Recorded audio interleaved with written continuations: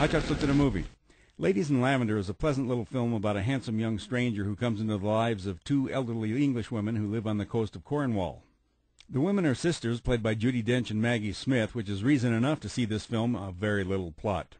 The time is 1936, and one morning after a storm, Ursula and Janet take a walk along the shore and find an unconscious young man washed up on the beach.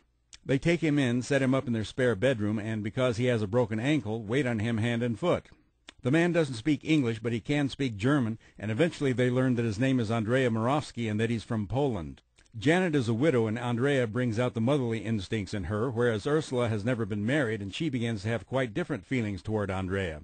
Consequently, the sisters begin acting secretive and strange about their confined houseguest.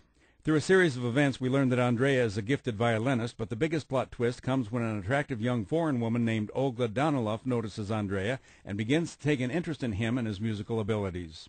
Olga is relatively new to the local village, lives alone in her own cottage, and is an accomplished artist. However, when Andrea begins spending time with Olga, Ursula tells Janet that Olga frightens her and says she's like a witch in a fairy tale.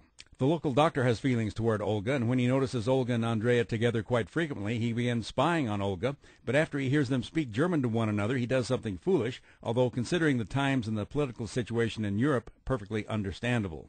The film is based on a short story by William J. Locke, but anyone familiar with the Winnie the Pooh stories and cartoon adaptations might recognize a striking similarity to one of those children's tales. Ladies in Lavender is not quite a fairy tale, but is so much like the little bird story in Winnie the Pooh that you just might walk out of the theater thinking, bother, the funny thing about bees, or even time for a little something.